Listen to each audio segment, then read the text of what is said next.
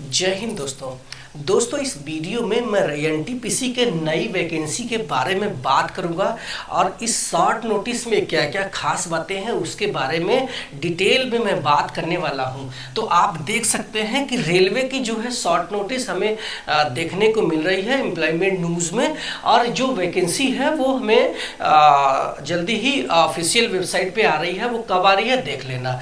तो इसमें जो है CEN यानी सेंट्रलाइज एम्प्लॉयमेंट नोटिस हमें दो देखने को मिल रही है, ग्रेजुएशन वाला अलग और आपका 12th लेवल वाला अलग है। यानी ग्रेजुएशन वाला जो CEN है कितना है 5/2024 है।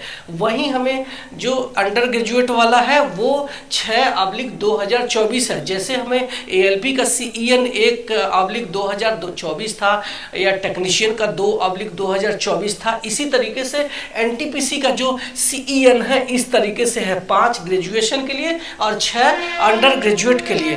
तो अब इसमें ग्रेजुएशन वाली बात करते हैं कि हमें कब से फॉर्म भरने को देखने को मिल सकता है। तो अगर आप ग्रेजुएट वाला फॉर्म भरने जा रहे हैं तो इसके लिए जो ओपनिंग डेट है वो आपको 14 सितंबर 2024 से भारतीय रेलवे की ऑफिशियल वेबसाइट indianrailways.gov.in पर अपने फॉर्म को भर सकते हैं। अपनी जो है मनपसंद RRB जहां पे आपको लगता है कि ये सेफ है उस जोन में जाकर अपने फॉर्म को भर सकते हैं। ये ओपनिंग डेट है 14 सितंबर 2024।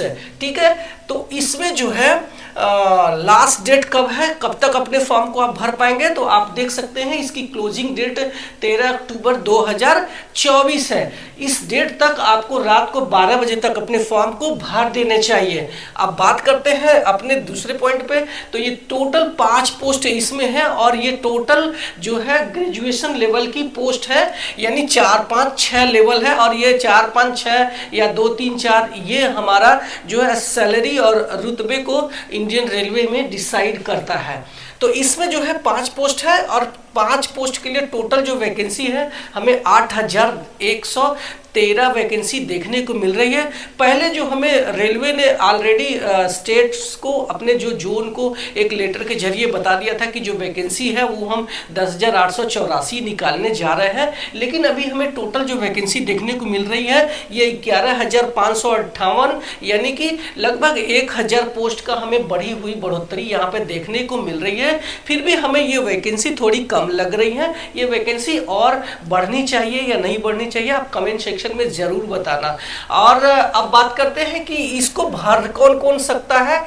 तो आपकी अगर एज 18 साल से 36 साल के बीच में है तो आप अपने फॉर्म को भर पाएंगे। इसके अलावा जो कैंडिडेट SC ST में है उनको ऊपरी आयु सीमा यानी ओवर एज में आपके 5 साल छूट रहेंगे, और अगर आप OBC नॉन क्रीमी लेयर में आते हैं तो आपको 3 साल का छूट मिलेगा ऊपरी आयु सीमा में। इसके अलावा क्वालिफिकेशंस की जब हम बात करते हैं तो आप ग्रेजुएट होने चाहिए, चाहे किसी भी सब्जेक्ट में, चाहे आप BA हो, BCom हो, BSc हो, BTech हो, फार्मा हो, बहुत सारे जो है ग्रेजुएशन लेवल के हैं। तो अगर आपने ग्रेजुएट किया है किसी भी सब्जेक्ट में तो ये फॉर्म भर सकते हैं। इसके जब हम पोस्ट डिटेल की बात करते हैं तो कौन कौन से पोस्ट है वो देख लेते हैं। तो इसमें जो है चीफ CCTC है, यानी चीफ कमर्शियल कम टिकट क्लर्क है, टिकट सुपरवाइजर है यहाँ पे। ठीक है, तो ये जो है CCTC का भाई है बड़ा।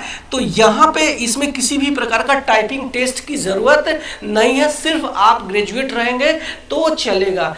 यहाँ पे इनकी जो वैकेंसी है 1736 हमें देखने को मिल रही है। दूसरा पोस्ट है स्टेशन मास्टर। सबसे ज्यादा लोग पसंद इसी को करते हैं क्योंकि स्टेशन का ये पूरा इंचार्ज होता है, और इसमें जो है आपका 994 वैकेंसी देखने को मिल रहा है। और इसमें एक CBT 2 CBT होगा, सॉरी आपका जितने भी एग्जाम होने वाले हैं CBT 1 और CBT 2 होने वाले हैं। और तो इनमें जो है बाकी में क्या क्या रहेगा, तो इसमें जो है सिर्फ CBT 1 और CBT 2 रहेगा। लेकिन अगर आप स्टेशन मास्टर का देने जाएंगे तो आपका CBT 1 CBT 2 के अलावा एक साइको टेस्ट से गुजरना पड़ेगा, यानी एप्टीट्यूड टेस्ट से गुजरना पड़ेगा, क्योंकि ये जो बंदा क्योंकि ये जो स्टेशन मास्टर है ये ट्रेन संचालन से इनडायरेक्ट रूप से जुड़ा है, कब उसको फैसला करना है कब नहीं, इसके लिए एक साइको टेस्ट की जरूरत है। अब हम बात करते हैं तीसरा, तो गुड्स ट्रेन मैनेजर, इसकी सबसे ज़्यादा वैकेंसी देखने को मिल रही है। इसमें किसी भी प्रकार का टाइपिंग टेस्ट की ज़रूरत नहीं है, ना ही किसी प्रकार का एप्टीट्यूड टेस्ट करने की ज़रूरत है। ये 3144 पोस्ट हमें देखने को मिल रही है, जो सबसे ज़्यादा है। और ग्रेजुएट लेवल में अगर आपको सैलरी चाहिए तो सबसे ज़्यादा तो आपको इसी में जाना चाहिए, क्योंकि बाकी ग्रेजुएट के जो सैलरी है वो 50 से 55,000 बनेंगे स्टार्टिंग में, लेकिन अगर आप गुड्स ट्रेन मैनेजर में जाते हैं तो आपकी जो सैलरी है 60 to 65,000 पर मंथ बनेगी। अब हम बात करते हैं जूनियर अकाउंट असिस्टेंट कम टाइपिस्ट, तो ये टाइपिंग वाले पोस्ट है और ये 1507 वैकेंसी देखने को मिल रही है। और आप सबकी जानकारी के लिए बता दूं कि टाइपिंग का कोई सर्टिफिकेट नहीं चाहिए, आपको CBT 1 CBT 2 पास करने के बाद एक आपको टेस्ट कराया जाएगा टाइपिंग का, तो उस समय भी आप CBT 2 का एग्जाम निकालने के बाद भी टाइपिंग कर लेना, ताकि आपको अगर अपने जो है ज़्यादा पोस्ट इस पे से नहीं मिलता है तो आपको कम मार्क रहेगा तो आपको ये पोस्ट मिल जाएगा। इसके अलावा आपका सीनियर क्लर्क कम टाइपिस्ट, यानी जिसमें भी टाइपिंग टेस्ट लिखा है टाइपिस्ट, उसमें टाइपिंग होना जरूरी है। ये 732 पोस्ट है। तो ये तो हो गई ग्रेजुएशन वाली पोस्ट।